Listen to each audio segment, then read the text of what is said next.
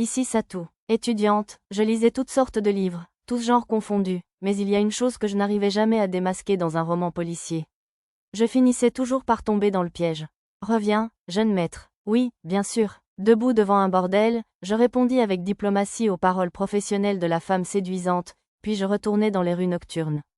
Après avoir couché Arisa et Lulu, j'étais allé dans le quartier ouest chercher des analgésiques et j'avais croisé des marchands que j'avais apparemment sauvés dans le labyrinthe. Ils m'avaient offert quelques verres bien forts et j'ai fini par les suivre dans leur bordel préféré. De fil en aiguille, j'ai acquis les compétences séduction, conversation sur l'oreiller, techniques sexuelles et massage chiropratique. J'ai aussi acquis quelques titres, mais je laisse cela à l'imagination. Les marchands avec qui j'étais venu buvaient beaucoup, ils étaient donc probablement au paradis avec leurs compagnons respectifs. Bon, c'était amusant, mais si je rentrais chez moi comme ça, quelqu'un, probablement Arisa, remarquerait forcément l'odeur de parfum sur moi. En quittant le bordel, je descendis une ruelle en direction de West Street. Là, je rencontrai une jeune fille au petit bâton qui semblait être une charmeuse, utilisant la magie quotidienne pour des dames de la nuit. Je lui fis donc utiliser des sorts de nettoyage et de séchage sur moi aussi. Le prix de la nuit était un peu élevé, mais vu la fraîcheur de la transpiration, ça valait largement le coup. Ce quartier était proche du quartier ouvrier au nord, alors j'aurais voulu prendre une calèche, mais malheureusement, il n'y en avait pas à cette heure-là, sauf quelques rares réservés. Tant pis, je vais devoir marcher. Comme Main Street, West Street était bordée de lampadaires en bois à intervalles réguliers. Plutôt que d'utiliser des ampoules, les lampadaires étaient apparemment éclairés grâce à un sort de magie quotidienne appelé « lampe », lancé par des charmeurs engagés par le quartier ouest. Apparemment, ces lampes magiques fonctionnaient 2 heures, la nuit étant donc divisée en 3 périodes, la première, la deuxième et la dernière. Durant la dernière période, un lampadaire sur 2 était allumé. C'était la deuxième période, donc tous les lampadaires étaient allumés, mais il faisait encore très sombre comparé au quartier commerçant du Japon la nuit. On aurait dit une rangée de lanternes en papier avec des bougies à l'intérieur. Sous les lampadaires, des prostituées légèrement vêtues cherchaient des clients. J'étais soulagé qu'aucune d'elles ne soit mineure, mais une seule pièce de 5 sous pour une nuit entière me semblait cruellement bon marché. J'avais déjà suffisamment profité de divertissement ce soir-là, alors je n'avais aucune envie d'accepter leurs offres. De plus, les écrans de réalité augmentée au-dessus d'elle affichaient le message déconcertant « État, maladie, vénérale, latente », je devais donc absolument passer mon tour. Certains lisaient même « État maladie, maladie, vénérale, actif ». Oui, c'était très important d'être protégé. Sur le chemin du retour à l'auberge, j'ai trouvé une pharmacie et acheté des médicaments contre les maux de tête pour Lulu. Le prix était plus de 10 fois supérieur à mon estimation du prix du marché, mais après avoir marchandé avec le pharmacien, il a essayé de me donner un médicament faible, périmé depuis longtemps. Ce n'est que lorsque je lui ai fait remarquer qu'il m'a donné le vrai médicament à un prix raisonnable. Alors que j'avais la nostalgie du Japon et de ses prix clairs, j'ai remarqué dans le journal que j'avais acquis la compétence « analyse » pour une raison inconnue. C'était l'écran de réalité augmentée du menu qui effectuait toute l'analyse, pas moi. Mais cela semblait utile, alors je lui ai attribué quelques points de compétence. La nuit dernière a dû passer pendant mon retour, car seule la moitié des lampadaires étaient allumés. Sous l'agitation des rues, j'ai cru entendre un battement d'ailes, alors j'ai levé les yeux vers le ciel nocturne. Je ne pouvais pas voir la créature, mais j'ai découvert son identité lorsqu'une plume est tombée pour que je l'analyse. D'après ma nouvelle compétence, c'était une sorte d'oiseau appelé hibou des ombres. Pas étonnant qu'il puisse voler si tard la nuit. J'ai tenu cette plume étonnamment belle à la lumière des lampadaires, puis je l'ai rangée dans le rangement, à l'ombre de ma cape, avec l'intention de l'offrir à Pochi et Tama en souvenir. Comme il était tard, il y avait de moins en moins de monde dans la rue. Je ne savais pas si c'était à cause de ces circonstances ou grâce à ma compétence, oui fine, mais quelle qu'en soit la raison, j'ai entendu un léger bruit de métal qui s'entrechoquait. En m'arrêtant net et en tendant l'oreille, j'ai entendu une bagarre dans la rue voisine. Je n'étais pas particulièrement curieux, mais j'étais sûr que je serais malheureux si j'apprenais le lendemain qu'il y avait eu un meurtre ou quelque chose du genre. S'il s'agit d'une bagarre entre ivrognes, je la laisserai tranquille, mais s'il s'agit d'un vol ou d'un truc du genre, je combattrai celui qui ressemble au méchant. Avec cette résolution en tête, je me suis engagé dans la ruelle sombre et sans lumière. J'étais presque sûr que c'était dans le même secteur que celui où nous avions visité le manoir pendant la journée. Le sous-sol était le repère d'une sorte de guilde du crime, alors peut-être que des membres de l'organisation se battaient entre eux? Le clair de lune projetait des ombres austères sur la ruelle. En plissant les yeux, j'ai aperçu un petit enfant entouré de silhouettes menaçantes dans l'obscurité. Cela m'a rappelé que j'avais déjà acquis la compétence « vision nocturne », alors j'y ai investi quelques points et je l'ai activé immédiatement. Comme si j'avais augmenté la luminosité de la ruelle sombre, les silhouettes des personnes et des objets sont apparues nettement. C'était un peu comme utiliser un appareil de vision nocturne appelé lunettes Starlight. Il n'y avait personne d'autre autour. J'ai renversé un morceau de bois appuyé contre le mur, faisant un grand bruit. Ça aurait été formidable si cela avait suffi à les faire fuir, mais deux des silhouettes qui entouraient l'enfant ont glissé vers moi. C'étaient des ombres. Les choses qui se rapprochaient de moi ne pouvaient être décrites que comme des ombres ayant la forme d'une personne. Un art flottait au-dessus de leur tête pour me donner plus d'informations. On les appelait des traqueurs d'ombres. Des monstres de niveau 11. Comme leur apparence le suggérait, les attaques physiques ne fonctionneraient pas sur eux. Je ne savais pas s'il avait franchi la barrière qui entourait la ville ou s'il était sorti du labyrinthe, mais comme je n'avais pas besoin de me retenir face aux monstres, les vaincre ne devrait poser aucun problème. J'ai sorti mon pistolet magique de l'entrepôt, l'ai pointé sur l'une des ombres et j'ai appuyé sur la détente. J'ai tiré plusieurs fois, pensant que l'ennemi esquiverait, mais il avait soit des réflexes lents, soit une confiance excessive en ses capacités spéciales, car il ne faisait aucun effort pour esquiver une balle directe. L'ombre se dissipa aussitôt et un noyau rouge tomba au sol. Mais pendant que je terrassais la première créature d'ombre, la seconde s'était trop approchée. Elle lança une lame noire vers moi. Elle semblait n'être que de l'ombre, car je la voyais à peine de face. Je me décalai latéralement, esquivant selon l'instinct que me donnait ma compétence, évasion. J'entendis la lame trancher le morceau de bois derrière moi. Nous échangeâmes nos places, ce qui me permit de remarquer la section tranchante du morceau de bois coupé à ma place. J'aurais préféré ne pas me faire couper comme ça, si possible. Les blessures légères guériraient probablement d'elles-mêmes grâce à ma compétence auto-guérison, mais je préférais ne pas découvrir son efficacité si j'avais un membre coupé. Je préparais mon arme, visant à vaincre la créature avant qu'elle ne change de position. Quoi, l'ombre se déplaçait d'une manière impossible à un humain, repliant son bras vers l'arrière pour me frapper à nouveau avec sa lame. Je parvins à peine à l'éviter. Tombant au sol, je visais avec mon pistolet magique et me débarrassais de l'ombre en 3 coups rapides. Ouf! J'avais oublié un instant que mon adversaire n'était pas humain. Je me giflais les 2 joues, essayant de me ressaisir. Si je ne me dépêchais pas d'aider ce gamin, les ombres allaient le tuer. J'apercevais de temps en temps les éclairs rouges d'une arme semblable à une hachette dans ses mains, ce qui donnait l'impression qu'il retenait les 3 monstres restants pour l'instant. Le gamin semblait plutôt habile avec l'arme, mais il ne pouvait pas bouger très bien car il protégeait quelque chose derrière lui. Il semblait avoir quelques blessures causées par les lames des ombres, qui se déformaient et se courbaient parfois comme des fouets. Je visa avec mon pistolet magique pour abattre les 2 qui n'étaient pas directement devant lui. Cette fois, j'ai mis le pistolet à pleine puissance, il n'a donc fallu qu'un seul tir pour vaincre la première ombre. Cependant, avec la puissance maximale, l'intervalle entre chaque tir était un peu plus long. Du coup, mon plan de tout gérer à distance a échoué. L'autre ombre m'a remarqué et a commencé à s'approcher. J'ai tenté de l'abattre malgré tout, mais en s'approchant, elle s'est divisée en plusieurs flèches sombres et a foncé vers moi. Impossible de l'éviter dans cette ruelle étroite. Du moins, pas horizontalement. J'ai décollé du mur et me suis échappé dans les airs. Les flèches ont changé de trajectoire et me sont parties en chasse, mais j'ai continué à les éviter en sautant d'un mur à l'autre. C'était un mouvement vertigineux, mais grâce à ma compétence, mobilité spatiale, j'ai réussi à l'exécuter sans me faire mal à l'oreille. Une fois que les flèches sombres ont pris la forme d'une personne, j'en ai profité pour tirer. Un bruit sourd a résonné dans la ruelle. Condamné. La perte de sang avait dû ralentir le gamin au point qu'il ne pouvait plus esquiver complètement les attaques des ombres, car il s'était effondré contre le mur de pierre. J'ai rapidement vérifié ses PV. Bien, il est toujours en vie. On aurait dit que l'ombre s'était transformée en boule noire et avait attaqué le gamin. Il avait réussi à esquiver les coups de fouet, donc sa trajectoire avait dû se transformer en quelque chose de plus direct. Il y avait une fissure au centre de la sphère. Je voyais le manche de la hachette du gamin en dépasser. Mais je pensais que les attaques physiques ne fonctionneraient pas. Oh, ce devait être une arme magique. Je me suis élancé assez vite pour creuser un trou dans le sol, le rasant et le comblant en quelques secondes, tel un personnage de jeu de combat. J'arrivais devant l'ombre en seulement 3 pas et donnais un coup de pied vigoureux sur le bout de la hachette, l'enfonçant plus profondément au cœur de l'ombre. J'ai ressenti la légère sensation de quelque chose se brisant sous mon pied, et l'ombre s'est dissipée, les fragments de son noyau s'effondrant au sol. Ignorant les morceaux qui roulaient dans l'obscurité, je ne récupérais que la hachette magique. Le plus important était maintenant de vérifier l'état de l'enfant. Il était affalé contre le mur, inerte comme une marionnette au fils cassé. Non, d'après l'affichage de la réalité augmentée, ce n'était pas du tout un enfant. Je me suis précipité à ses côtés, retirant sa capuche pour examiner son visage, et si je n'avais pas su à quoi m'attendre, j'aurais probablement crié.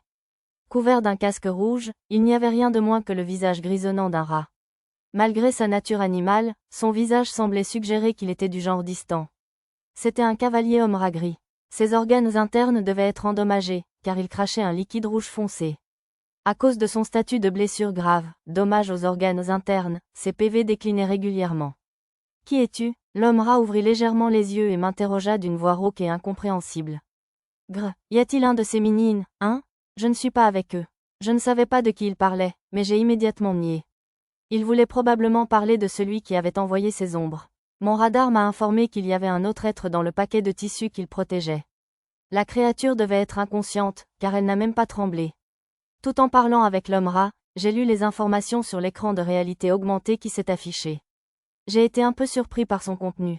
Bon, fini. Occupe-toi de la Brisis. D'accord, je vais le faire. Apparemment soulagé par ma promesse imprudente, l'homme rat a rapidement perdu connaissance. Bien sûr, il y avait une raison à cette promesse. J'avais un bon pressentiment pour celle qu'il appelait la princesse, ou Brisis, comme sa prononciation le laissait entendre. Il était temps d'agir. Ses PV continuaient de diminuer lentement. J'ai sorti un tissu du stockage pour arrêter le saignement de ses blessures externes. Plus grand que compétence acquise, premier secours, plus grand que titre acquis. Ambulancier, j'ai obtenu une compétence aussi facilement que d'habitude, alors j'y ai rapidement alloué des points de compétence et je l'ai activé, puis j'ai refait les premiers soins. L'odeur du sang et celle de l'homme rat m'ont fait froncer le nez pendant que je travaillais. Bon, on aurait dit que ses PV avaient cessé de diminuer. Du stockage, j'ai sorti un pardessus noir à capuche qui se fondrait dans l'obscurité et je l'ai enfilé. Baissant la capuche sur mes yeux, j'ai enroulé une longue serviette autour de ma bouche comme une écharpe. Par mesure de sécurité, j'ai modifié le champ de nom dans mon onglet de réseau social, le laissant vide. Maintenant, mon identité était complètement cachée. Je pensais que le masque argenté serait trop réfléchissant au clair de lune, alors je ne l'ai pas porté cette fois. J'ai soulevé l'homme rat et la princesse et les ai serrés contre ma poitrine, puis j'ai donné un coup de pied dans le mur de pierre pour sauter sur le toit. Puis, sautant de toit en toit tel un voleur fantôme, je me suis dirigé vers l'épicerie générale. J'ai frappé bruyamment à la porte de derrière. Malheureusement, en consultant le plan, j'ai vu que le gérant et Nadie étaient tous deux en sommeil. Apparemment, ils habitaient tous les deux au 2e étage, mais dans des chambres séparées. Du coup, je suppose qu'ils ne sont pas en couple. Je ne voulais pas faire trop de bruit ni attirer l'attention des gardiens, alors j'ai utilisé un fil du dépôt pour déverrouiller la porte. Ma compétence, déverrouillage de coffre au trésor, semblait suffisante. Plus grand que compétence acquise. Déverrouillage, plus grand que titre acquis. Crochetage, je suis entré et je les ai allongés tous les deux sur le canapé légèrement dur de la réception. Le casque de l'homme rat a heurté le cadre en bois du canapé, produisant un bruit sec et métallique. Oh, on aurait dit que le gérant du magasin l'avait remarqué. Son affichage d'état était passé de « endormi » à « aucun ». Il a commencé à bouger doucement, probablement pour réveiller Nadie. « Chef, vous êtes là pour me violer ?» Non, ma compétence, oui aiguë, me permettait d'écouter la situation à l'étage. Curieusement, Nadie semblait plutôt optimiste. Nadie le suivant, le gérant descendit l'escalier. Je ne voulais pas qu'il me prenne pour un intrus suspect et m'attaque, alors je pris la parole en premier. Bonsoir, désolé de vous déranger. Nadie, c'est moi, Satou. Quoi, monsieur Satou? De quoi avez-vous bien besoin à cette heure-ci? La voix de Nadie semblait suspecte. Je suppose que je ne peux pas la blâmer. J'ai amené une connaissance du gérant. Il est grièvement blessé, alors j'espérais que vous pourriez le soigner immédiatement. Une connaissance? Apprenant qu'une de ses connaissances était blessée, le gérant et Nadie surgirent de l'ombre de l'escalier. Lumière de Manamatou. Le gérant agita son long bâton et lança un sort. Il s'illumina comme une LED. Un homme rat? À en juger par ce casque, ce doit être ce célèbre cavalier rat au casque rouge dont la tête est mise à prix. Je ne sais pas. Nadie reconnut l'équipement de l'homme rat tandis que le gérant du magasin intervenait, dubitatif. Je corrigeais son erreur. Monsieur le gérant, votre connaissance est celle qui est enveloppée dans ce tissu. Celle au casque rouge l'appelait « princesse ». Une princesse homme rat? À ma connaissance, les seuls titres honorifiques chez les tribus d'hommes rats sont chef et guerrier. Les hommes rats sont donc une tribu guerrière? Nadie est étonnamment instruite, pensai-je. Je déballai le tissu pour leur montrer ce qu'il contenait. Mia, comme je le soupçonnais, la « princesse » que l'homme rat protégeait était finalement une connaissance du gérant du magasin. Nadie poussa un cri de surprise après avoir regardé à l'intérieur du tissu. Je comprenais ce qu'elle ressentait.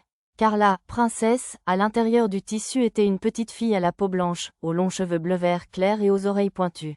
« C'est une elfe, non » s'exclama Nadie. Elle avait raison, et c'est précisément parce qu'elle était une elfe que je l'avais emmenée voir le gérant du magasin, le seul autre elfe de la ville. Il portait même le même nom de famille, Bolénan. Le cri de Nadie sembla réveiller la princesse Mia, qui ouvrit légèrement les yeux. Elle observa lentement les alentours. Elle fixa mon regard un moment, les yeux gris confus, marmonna le mot « joli » et sombra dans l'inconscience. À quoi faisait-elle exactement référence par « joli » ? J'étais un peu intriguée, mais il était sans doute plus important de se concentrer sur l'homme rat mourant rapidement. Alors, que faire de ce type au casque rouge ? L'amener aux gardes ? Protecteur. Puisque c'est le protecteur de la princesse Mia, le patron ne veut pas le dénoncer. Pas « princesse ». Et apparemment, Madame Mia n'est pas une princesse. Nadie expliqua les paroles trop concises du gérant. Derrière nous, j'entendis une forte toux. Plus importante encore, je pense qu'il va mourir si on ne le soigne pas rapidement. Nadie se précipita. Ça a l'air grave. Je vais appeler Horn, l'ancien prêtre de la ruelle. Il soigne généralement tout le monde, quelles que soient les circonstances. On dirait que vous avez au moins arrêté l'hémorragie, alors libérez ses voies respiratoires par magie, patron. On devrait aussi enlever ce casque rouge distinctif et le cacher quelque part. Saisissant une cape accrochée au mur et l'enfilant par-dessus son pyjama, Nadie sortit. C'est dangereux de sortir seule la nuit. Je viens avec vous. Après que le gérant eut lancé son sort, je partis à la poursuite de Nadie. Le lendemain matin, Arisa me menaçait à nouveau la vie dure. Franchement, pourquoi irais-tu dans un bordel alors que je suis là ? Je ne vois pas ce qu'il y a de mal à avoir une belle fille comme moi prête à te servir à tout moment. Calme-toi, je n'allais pas commencer à considérer une fillette d'âge scolaire comme un objet de désir sexuel. Arisa arrachait son pyjama avec enthousiasme en s'approchant, alors j'ai attrapé ma cape sur le lit et je l'en ai recouverte. Oh, ça sent le garçon. Ce satané pervers. Arisa commença à humer profondément l'odeur de ma cape, mais s'écria soudain, ça sent la bête. Et la jeta au loin. Ne me dis pas que tu les aimes poilus ? Demanda-t-elle d'un ton accusateur. Qu'est-ce que ça voulait dire ? J'avais une idée de ce qu'elle voulait dire, mais il y avait une limite à l'impolitesse que je pouvais supporter. J'ai aidé une bête mourante hier soir en rentrant chez moi après avoir acheté les médicaments de Lulu. J'ai insisté sur « le médicament de Lulu » pour détourner sa colère.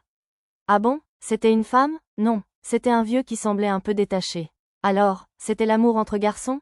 Je comprends maintenant. C'est comme cette scène de Dora XB où le vieux musclé aux oreilles de tigre pousse soudainement le jeune garçon aux oreilles de lapin.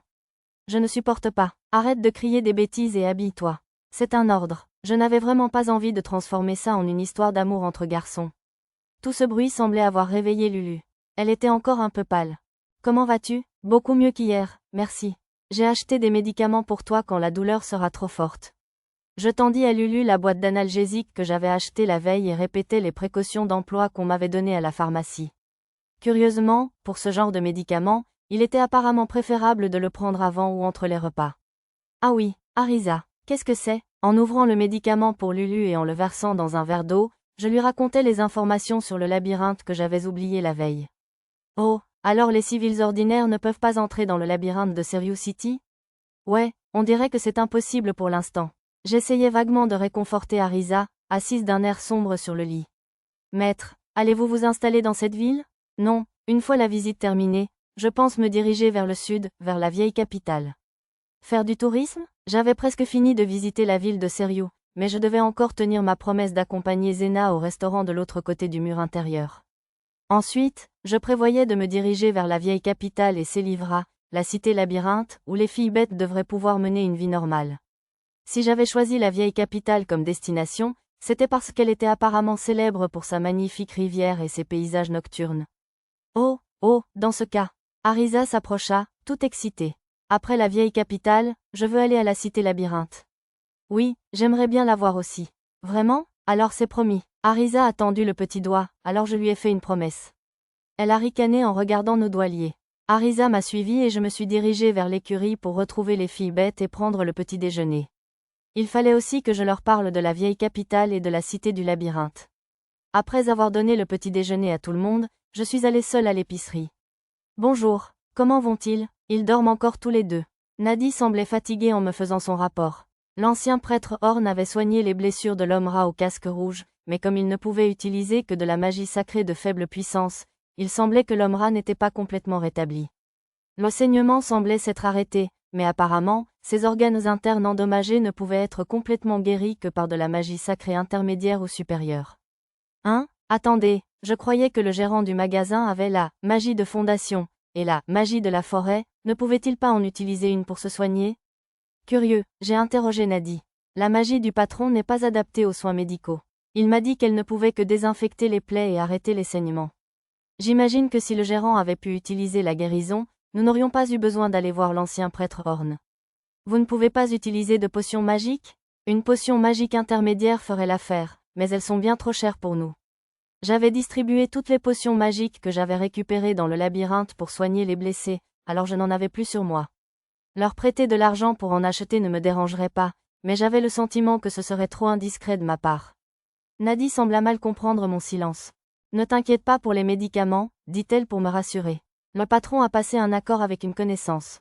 Tant que nous trouvons les ingrédients, il nous les préparera à moindre coût. Apparemment, le gérant du magasin était parti tôt le matin pour se rendre dans une forêt de montagne assez éloignée afin de récupérer ces ingrédients.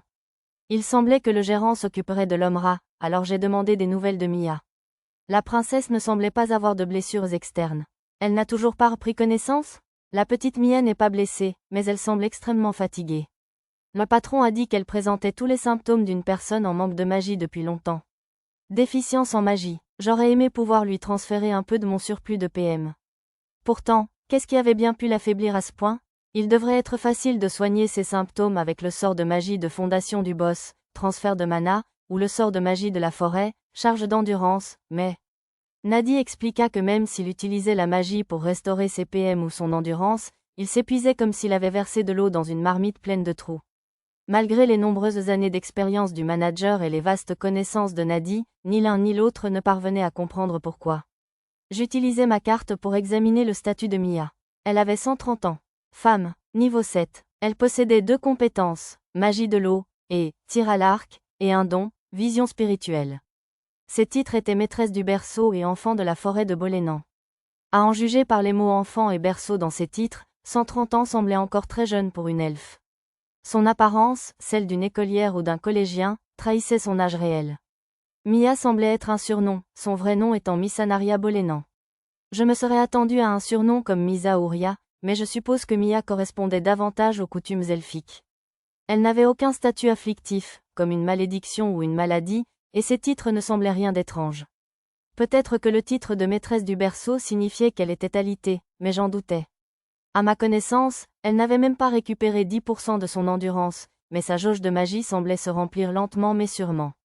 Peut-être que le traitement du gérant du magasin avait fonctionné cette fois-ci? Je voulais transmettre cette information à Nadie, mais je ne pouvais pas lui expliquer comment je le savais. Je vais peut-être essayer d'aborder le sujet et de l'aider à le remarquer elle-même. Y a-t-il autre chose qui pourrait aider, à part la magie de guérison? Une potion de mana guérirait certainement Mia, mais encore une fois, c'est trop cher, ajouta-t-elle sèchement. Tout le monde est pauvre ici. Son sourire était forcé. Je suis sûre que l'amener à une source de mana ou à une veine souterraine l'aiderait aussi à guérir, mais les seules sources par ici se trouvent au château du comte ou dans la vallée des dragons. Je vois, une source. Je voulais lui en demander plus sur ce terme, mais j'ai dû reporter ma question lorsque j'ai entendu un bruit à l'étage. Il provenait de la chambre où dormait Mia. J'ai donc consulté ma carte et constaté que son état était passé de évanoui à aucun. Nadie ne semblait pas l'avoir entendu, alors j'ai essayé de lui faire une allusion. Je crois avoir entendu quelque chose à l'étage. Peut-être qu'elle est réveillée? Waouh, monsieur Satou, votre ouïe est aussi fine que celle d'un elfe ou d'un homme lapin. Des hommes lapins? Comme des filles lapins? Il ne semblait pas y en avoir à Serious City, mais j'aurais aimé voir ça. Nadie et moi sommes montés visiter la chambre où Mia dormait. J'ai attendu devant la porte que Nadie me donne le feu vert pour entrer. Mia, es-tu réveillée? Qui? Je suis Nadie, la vendeuse de ce magasin. Mon patron, le gérant, est Yusara Toya. Yuya. La voix de Mia était aussi jeune que son apparence le suggérait. Un peu rauque, probablement parce qu'elle venait de se réveiller. Qui est dehors? Mia semblait m'avoir remarqué en train d'attendre dehors.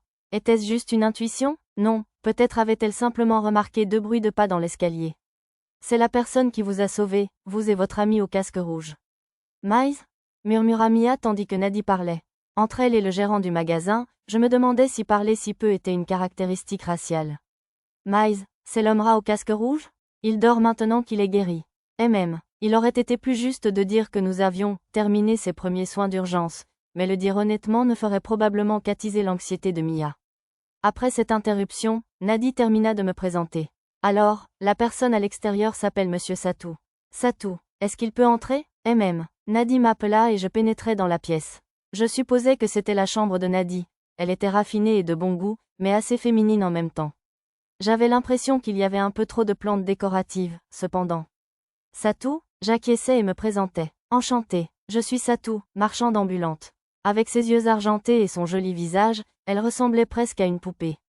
Spiritualiste? J'ai penché la tête, incertain, à la question soudaine de Mia. Un peu de magie du feu me serait utile, mais d'après ce que j'avais compris de mes livres d'introduction à la magie, les esprits n'y étaient pour rien. Bien sûr, s'il existait des esprits aquatiques séduisants comme les ondines ou des esprits sylvestres voluptueux comme les dryades, je serais ravi de les rencontrer. Non, je n'ai malheureusement jamais rencontré d'esprit. Tu ne les vois pas? Mia affichait une expression perplexe. J'ai demandé à Nadi si c'était vraiment quelque chose que je devrais voir. Seuls ceux qui ont le don de vision spirituelle peuvent les voir, m'a-t-elle répondu. Mia avait bien ce don. Mais le gérant du magasin ne l'avait pas, alors je suppose que tous les elfes ne pouvaient pas voir les esprits. J'ai aidé Nadi à donner à boire à Mia. Tu crois que tu peux manger quelque chose? Je vais préparer de la soupe ou du porridge, alors. Tu peux rester un peu avec Mia? Nadi semblait s'excuser en demandant, alors j'ai accepté sans hésiter. Tandis que l'odeur légère du porridge commençait à monter dans l'escalier, Mia et moi passions le temps à parler d'esprit. Bien sûr, sans Nadi pour être ma fidèle interprète, je n'ai pas réussi à déchiffrer tous les détails sur les esprits à partir des brèves paroles de Mia. Entre des adjectifs inutiles comme « duveteux » et « scintillant », j'ai réussi à déduire qu'il s'agissait de créatures qui font couler les veines souterraines, canalisent le mana et possèdent des attributs. J'ai aussi acquis 2 compétences grâce à cette conversation, langue elfique et décryptage, et j'ai apparemment aussi conquis Mia. J'avais acquis la compétence langue elfique en lui demandant comment dire « bonjour » en elfique. Je pense que la raison pour laquelle j'ai appris décryptage va de soi. Après avoir mangé le porridge, Mia a commencé à avoir sommeil. Désolée d'être restée si longtemps. Je rentre bientôt, monsieur. J'ai voulu me lever de la chaise près du lit, mais Mia m'a arrêté en attrapant la manche de mon peignoir. Reste, a-t-elle demandé avec anxiété. Bon, je suppose que je peux rester jusqu'à ce qu'elle s'endorme. Cette lettre signifie chaise, non? Ça me fait 10 cartes. Waouh, Arisa, vous êtes trop douée, madame. Tama, Pochi, ne perdez pas de temps à être jalouse. Concentrez-vous, vous êtes si intelligente, Arisa. J'ai entendu les voix enthousiastes de tout le monde dans un coin de la cour du Gatefrontin. Cette dernière voix m'a fait comprendre que Yuni jouait avec mes enfants. Je ne les ai pas vus en entrant dans la cour, alors j'ai regardé mon radar et je les ai trouvés rassemblés dans une petite cachette à l'ombre d'une haie, en train de jouer à un jeu. Ils étaient tous assis en cercle autour d'un étalage de cartes face cachée, disposées comme un jeu de concentration. Ah, c'étaient les cartes que j'avais achetées hier. En les observant un instant, j'ai compris qu'ils devaient deviner le mot de vocabulaire représenté par les lettres visibles pour obtenir cette carte. Ils pouvaient confirmer la réponse en regardant l'image au dos, donc même les joueurs qui ne connaissaient pas encore les lettres pouvaient apprendre en jouant. Ça a l'air amusant. Maître, monsieur, on a appris les lettres tri. Pochi et Tama m'ont repéré dans l'ombre et se sont précipités vers moi. Regardez ça, monsieur. 3 quarts RRRR. Ils ont brandi les cartes gagnées, espérant visiblement des compliments en me regardant. Comme ils l'espéraient, je leur ai tapoté la tête. Bravo, tant qu'à faire, j'ai pensé leur demander ce qu'ils avaient appris. Comment s'appelle cette carte? Celle-là, c'est de la viande. Non, c'était une chèvre. Et celle-ci, c'est quoi? C'est de la viande aussi. Non, c'était un lapin. J'ai regardé Arisa, qui savait sûrement qu'elles avaient tort. Eh bien, elles avaient l'air si sûres d'elles quand elles ont dit « viande », que je n'ai pas supporté de leur dire qu'elles avaient tort, avoua Arisa avec un sourire ironique. J'ai essayé de leur apprendre les mots justes. On s'est trompé? C'est une chèvre, mais c'est quand même de la viande, monsieur. Hein? C'est un lapin, mais c'est de la viocone. Les 2 filles semblaient perplexes. Alors, ça veut dire que cette carte est un oiseau, pas de la viande d'oiseau? Lisa a pris la parole, l'air surprise. Si vous savez de quel animal il s'agit, pourquoi ajouter « viande » ? C'est ce que j'avais envie de dire, mais je n'y suis pas parvenue. J'imagine que c'était ce qu'Arisa ressentait. Au lieu de ça, j'ai fini par leur apprendre les mots une carte à la fois. Comment écrivez-vous « viande », monsieur? Comme ça. Il n'y avait pas de carte « viande », alors j'en ai ajouté une à la main. Plus grand que compétence acquise. Peinture, plus grand que compétence acquise. Écriture, plus grand que compétence acquise. Jeu, piocher une seule carte m'a valu une manne de compétences. En prime, apprendre à Pochi et Tama le mot pour viande m'avait permis d'obtenir la compétence « éducation ». Cela me semblait utile, alors j'ai maximisé ces points de compétence. Je devrais peut-être garder une liste d'idées d'actions qui pourraient me permettre d'acquérir des compétences et organiser un rallye d'acquisition de compétences, ou quelque chose du genre. En discutant avec les filles pendant que je créais la carte, j'ai appris à ma grande surprise qu'Arisa ne savait ni lire ni écrire les lettres Shigan. Le royaume d'où je venais était terriblement machiste. Je n'ai trouvé personne pour m'apprendre, on disait que même les dames royales n'avaient pas besoin de savoir lire. Je me suis faufilée dans les cours de mes frères aînés pour apprendre à lire et à écrire la langue officielle afin de pouvoir lire mes livres de magie. Arisa avait généralement l'air gâtée, mais elle était en fait assez cultivée. Alors apprendre des cartes comme celle-ci ne me prendra pas plus de 3 jours, regardez bien. Pour appuyer son audace, elle connaissait déjà 30 des 100 cartes du jeu. C'est incroyable. Quel est ton secret? Yuni n'avait toujours pas réussi à mémoriser une seule carte, alors elle demanda de l'aide à Arisa. Je me souviens des groupes de lettres comme d'une seule image. Pourquoi ne pas essayer avec des mots qui t'intéressent? Oh, Yuni. Alors, c'est ici que tu te cachais. Un bruissement se fit entendre dans les haies, et Martha apparut. Ses cheveux s'étaient emmêlés dans les fines branches, alors je l'aidai à la dégager. Les narines d'Arisa se dilatèrent et elle marmonna quelque chose d'incompréhensible comme « Ce ne sont pas des Daphné, mais ça fera l'affaire ». Peut-être était-ce une référence à un manga qu'elle avait lu dans sa vie antérieure. Quand Martha apparut, Yuni parut troublée. Je suppose qu'elle est encore à l'heure. Je suis désolée, Martha. Bon sang, tu es une telle enfant. Viens, alors, je t'aiderai à nettoyer les stalles de l'écurie et à changer le foin, mais seulement jusqu'à l'heure du déjeuner. Martha gronda légèrement Yuni, puis remonta ses manches, prête à se racheter de l'erreur de sa petite protégée. Oh, je l'ai déjà fait, hein? Yuni s'excusa en levant les yeux vers Martha, les yeux ronds et innocents. Pochi et Tama m'ont aidé, voyez-vous. Apparemment, elle avait fini son travail plus tôt grâce à leur aide, et c'était pour ça qu'elle jouait avec les autres. On a fait genre, ah, et on est allé chercher de l'eau au puits, monsieur. Et on s'est occupé des chevrères. Les 2 filles m'expliquèrent le travail accompli par des gestes vigoureux. Très bien, les félicitai-je en leur caressant la tête. Tama me caressa la main avec joie en guise de réponse. Pochi resta immobile, à l'exception de sa queue qui remuait si fort qu'on aurait dit qu'elle allait tomber. Finalement, après avoir prévenu Yuni qu'elle devait toujours se présenter au travail une fois terminé, Martha finit par me rejoindre pour regarder la partie de cartes. Bonjour, je m'appelle Arisa. Je suis Pochi, madame. Tama. Les 3 jeunes filles commencèrent à se présenter dès que la porte de la chambre de Mia s'ouvrit. Le bruit des filles qui montaient l'escalier en courant dut effrayer Mia, qui avait remonté sa couverture et jeté un coup d'œil prudent par une petite fente.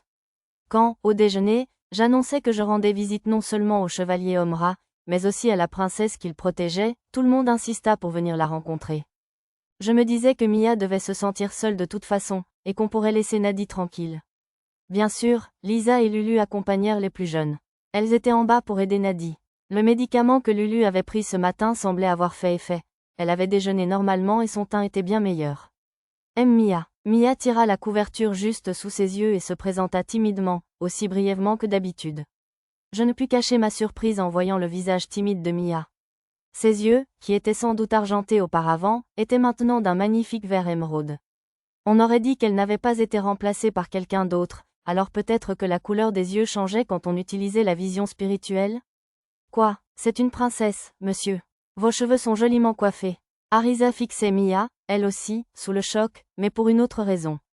Elle avait probablement mal compris, comme Nadi. Tu n'avais pas dit que c'était une princesse rat? Non, je n'ai pas dit. J'ai dit que c'était une princesse défendue par un homme rat, tu te souviens? Je l'ai corrigé. Je devais admettre que j'avais utilisé des mots plutôt trompeurs pour les embrouiller un peu.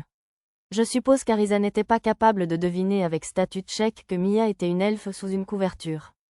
Contrairement à mon menu en rat, elle semblait avoir besoin d'une cible visible pour l'analyser. Poussés par l'audace d'Arisa, Pochi et Tama se sont vite sentis à l'aise avec Mia. Je descends 1 minute. Occupe-toi de Mia pour moi. D'accord. Oui, monsieur. Je t'ai eu, monsieur. Mes enfants étaient ravis d'obtempérer, mais Mia grommela à contre-cœur. Sa main jaillit de sous la couverture et attrapa ma manche, ne me lâchant que lorsque j'insistais pour revenir tout de suite. Pourquoi était-elle si attachée à moi? En bas, Nadi engloutissait sa nourriture à une vitesse alarmante. Merci beaucoup. Je n'ai mangé qu'un tout petit peu de porridge aujourd'hui. Après avoir terminé son simple repas composé de pain de seigle et de soupe, Nadi s'installa confortablement et prit une grande inspiration, savourant le parfum de la tisane légère que Lulu lui avait servie. Tisane, semblait sophistiquée, mais ce n'était en réalité que de l'eau chaude avec quelques feuilles aromatiques flottant dedans. Ce n'était pas aussi fort que de la menthe, mais l'arrière-goût était plutôt rafraîchissant. Apparemment, c'était très bon marché, un sac entier de feuilles se vendant pour un penny. Monsieur Satou, vous êtes marchand, n'est-ce pas? Prenant une gorgée de son thé, Nadi engagea la conversation avec désinvolture. Ah oui, je suppose que c'est ce que je disais aux gens. Ça devenait un peu gênant, n'ayant rien fait de marchand depuis mon arrivée en ville, mais j'ai persévéré quand même. Alors, vous avez une calèche? Non, j'avais un cheval de bas, mais il m'a pris la tête après la chute des étoiles il y a quelque temps. J'étais presque sûre d'avoir dit la même chose à Yona. Oh, c'est terrible. Bon, si tu as les moyens, pourquoi ne pas t'acheter une calèche maintenant? Elle me fit une proposition soudaine, l'air inquiet. Selon elle, une connaissance du gérant du magasin était un marchand partant à la retraite, qui cherchait à vendre sa calèche et les 2 chevaux qui l'accompagnaient. Après avoir visité les environs, je comptais emmener les filles bêtes dans un endroit où elles pourraient vivre tranquillement. C'était donc l'occasion idéale. Mais il y avait un problème. Ce serait excellent, mais je n'ai aucune expérience de conduite de calèche. J'avais un permis normal, mais je n'avais visiblement jamais conduit de véhicule hippomobile. Je restais silencieux un instant, hésitant entre décliner l'offre et lui demander si elle pouvait me présenter quelqu'un qui pourrait m'apprendre les bases. À cet instant, je remarquai que Lulu semblait vouloir dire quelque chose, alors je changeai de sujet. Lulu, si tu as quelque chose à dire, n'hésite pas. Eh bien, j'ai déjà conduit une calèche. Sa voix s'éteignit et se mordit la lèvre à plusieurs reprises, mais Lulu parvint finalement à articuler son expérience. Bon, alors, je suppose que tu peux m'apprendre. Dans ce cas, Nadi, je pense que je vais l'acheter, si tu peux me le permettre. Quelle décision rapide, mais vous ne voulez pas savoir combien ça coûte, monsieur Satou? Zut, je m'étais laissé emporter par toutes les pièces d'or que j'avais en réserve. J'ai jeté un coup d'œil dehors et j'ai trouvé une calèche qui traversait la place, utilisant ma compétence estimation, pour vérifier le prix. Un tour plutôt astucieux, si je puis me permettre. Je te fais confiance, Nadi. Tant qu'on respecte ce budget, ce n'est pas un problème. Tu peux garder ce qui reste pour toi. J'ai tendu à Nadi un sac rempli de pièces d'or, essayant de reproduire l'expression d'un marchand dans un vieux film aux intentions cachées. Le sac contenait la valeur marchande plus 2 pièces d'or supplémentaires, donc ça devrait suffire, tant que nous ne nous sommes pas fait avoir. Si la négociation échouait, mes talents de négociateur et de marchandeur devraient entrer en jeu. Quand avez-vous? Nadi parut perplexe, mais elle compta consciencieusement les pièces et me délivra un reçu provisoire. J'imagine que j'étais un peu trop douée. Il aurait été plus naturel que je propose une somme et que je la lui fournisse plus tard plutôt que de mettre les pièces dans une pochette au stockage et de la lui offrir tout de suite. Bon, assez de regrets. Je serai plus prudent la prochaine fois. Entraînons-nous à camper avant de partir en voyage. Sur la suggestion d'Arisa, nous avons décidé d'installer un camp d'entraînement sur un terrain vague du quartier ouest. Nadi avait obtenu l'autorisation d'une personne influente. Normalement, on pouvait l'utiliser sans autorisation, mais comme nous allions utiliser du feu, il valait mieux demander au préalable. Le terrain était plein d'herbes et de mauvaises herbes, alors j'ai utilisé une faucille achetée dans une quincaillerie du coin pour commencer à aménager un endroit où nous entraîner. J'avais envoyé Arisa, Lulu et Lisa acheter les outils et le matériel nécessaire au camping. Tu coupes des mauvaises herbes? Laissez-nous faire, monsieur. Pochi et Tama se mirent joyeusement à tondre la pelouse. Je travaillais avec eux, rassemblant toutes les tontes au même endroit. Dans la zone où nous allions aménager notre cuisine improvisée, j'ai arraché les mauvaises herbes à la racine au lieu de les couper. Ensuite, j'ai empilé des pierres que Pochi et Tama avaient ramassées pour fabriquer un réchaud de fortune. Je me fiais à mes souvenirs de camping d'étudiants, mais je pense avoir plutôt bien réussi. Comme nous avions du temps à tuer avant le retour des courses, nous nous sommes allongés tous les 3 sur le lit de tonte pour observer les nuages. J'avais remarqué du mouvement dans le journal d'acquisition des compétences pendant que je travaillais, alors je l'ai vérifié. J'avais acquis encore plus de compétences que prévu. Il y en avait 6 au total: désherbage, agriculture, culture, collecte, maçonnerie, et camping. Camper semblait être une compétence que j'aurais dû acquérir depuis longtemps. Mais je suppose que tout ce que j'avais fait dans le labyrinthe, c'était installer une tente sur des rochers et faire une sieste, alors peut-être que ça ne comptait pas. Les prérequis étaient encore très flous. On est de retour, et on a apporté des provisions. Arisa revint, suivie de près par Lisa et Lulu. Lisa peaufina le réchaud provisoire, puis mit une casserole sur le feu. On aurait dit qu'elle avait déjà puisé de l'eau. Et regarde, regarde. L'objet qu'Arisa me tendait fièrement était une bouilloire avec un sifflet. Je ne savais pas si c'était pour l'extérieur ou simplement parce qu'il n'y avait pas de cuisinière à gaz au monde, mais on aurait dit qu'elle était destinée à être suspendue à un poteau et chauffée au-dessus d'un feu, tout comme la théière. Lulu mit des feuilles de thé dans la bouilloire et la suspendit à côté de la théière. Le menu du jour comprenait apparemment un ragoût de viande séchée et de 3 sortes de légumes racines coupées, accompagnés de pain de seigle. Il s'avéra que le pain blanc ne s'achetait que de l'autre côté du mur intérieur. Le pain de seigle ne me posait aucun problème pour l'instant, alors je me suis dit que je n'avais pas besoin de faire d'efforts, à moins d'en avoir marre. Lisa avait troqué sa lance contre un couteau de cuisine aujourd'hui, nous servant de cuisinière. Lulu aidait pour des tâches plus simples, comme éplucher les légumes, et Arisa les encourageait. Pochi et Tama avaient été chargés de surveiller la bouilloire. Je me suis dirigée vers un coin du terrain vague pour récupérer une souche d'arbre. Nous pourrions l'utiliser comme table. Personne ne regardait, alors j'ai arraché la souche avec force. Normalement, cela aurait été impossible sans machinerie lourde, mais ma fort anormalement élevée m'a facilité la tâche. J'ai coupé les racines épaisses de la souche avec la hachette magique que j'avais empruntée à l'homme-rat au casque rouge. Peu après, j'ai entendu la bouilloire se mettre à siffler. Mais pour une raison inconnue, au lieu de la retirer du feu, Pochi et Tama ont couru vers moi. La bouilloire est folle. À l'aide, monsieur. L'homme à la bouilloire est en colère, monsieur. L'homme à la bouilloire. Pochi et Tama n'avaient apparemment jamais vu de bouilloire avec un sifflet auparavant, et ils ont été surpris par le sifflement strident de la vapeur. C'est juste le son du sifflement qui nous indique que l'eau bout. Ce n'est pas fou? Pourquoi siffletait-elle quand l'eau bout, monsieur? J'ai essayé de leur expliquer le mécanisme de la vapeur, mais ils n'ont pas bien compris. Bien sûr qu'ils ne le feraient pas. Ce sont des enfants, pas des étudiants en sciences. Comment sont-ils censés comprendre que le volume de l'eau se multiplie par 1000 lorsqu'elle se vaporise? C'est faux, Arisa. Il se multiplie par 1699. Bien sûr, je n'ai pas formulé cette objection à Arisa. J'ai ouvert le couvercle de la bouilloire et l'ai soulevé légèrement. Regarde ça, le couvercle de la bouilloire vibrait sous la vapeur. Quand l'eau chauffe, elle se transforme en une fumée blanche. La fumée est très forte, elle peut donc facilement déplacer un objet léger comme ce couvercle. Arisa arrachait un brin d'herbe à proximité et en fabriquait une roue à aube. Ou, dans ce cas précis, un moulin à vent. Elle le tendit devant la bouilloire et laissa la vapeur le faire tourner, puis le retira et souffla dessus pour le faire tourner elle-même. Comme quand on souffle de l'air, la vapeur qui sort du sifflet fait du bruit. Arisa est incroyable. Vous êtes tellement intelligente, madame. À mon grand désespoir, l'explication d'Arisa sembla passer facilement auprès de Pochi et Tama. Si j'apprenais à utiliser la magie de l'eau, j'aimerais bien essayer de créer un sort qui soufflerait les ennemis avec de la vapeur ou les transformerait en murs, ou quelque chose comme ça. Enfin, je supposais que ça existait déjà. Une fois le repas terminé et que nous nous détendions tranquillement, j'ai remarqué une lumière sur mon radar et j'ai tourné la tête. 3 enfants, homme-chat et homme-chien, se sont figés sur place. J'ai tout de suite reconnu leur apparence de peluche. Pour RRR le poussin, monsieur. Merci, monsieur. C'était vraiment délicieux. Les enfants hommes-bêtes me remercièrent à plusieurs reprises et chacun déposa une petite feuille pleine de noix et de baies sur la souche sur laquelle j'étais assis. Qu'est-ce que c'est? Des friandises, monsieur. Étaient-ce des cadeaux de remerciement? Aussitôt, Pochi et Tama accoururent. Arisa et Lulu étaient partis avec Lisa à acheter des fruits pour le dessert, elle n'était donc pas là. Pas de bagarre. Vous ne devez pas brutaliser notre maître, messieurs. Apparemment, il pensait que ses enfants m'attaquaient et étaient prêts à une guerre ouverte. Ce n'est rien. Ces enfants m'ont apporté des noix en remerciement du poulet grillé que je leur ai donné. Sur ces mots, Pochi et Tama relâchèrent leur posture de combat. Ce sont des noix de chincapin, monsieur. Elles sont très savoureuses, monsieur. Et ce sont des baies de goji. Elles sont bonnes aussi. Prenant les friandises dans les petites assiettes en feuilles, les filles me dirent leur nom. Ils sont pour lui. Les enfants n'ont pas semblé apprécier que Pochi et Tama aient pris des friandises sans leur permission, et ils ont protesté. J'aurais bien voulu accepter leur cadeau avec gratitude, mais vu ce que j'avais entendu de Pochi et Tama auparavant, je craignais qu'ils aient bien plus besoin de cette nourriture que moi.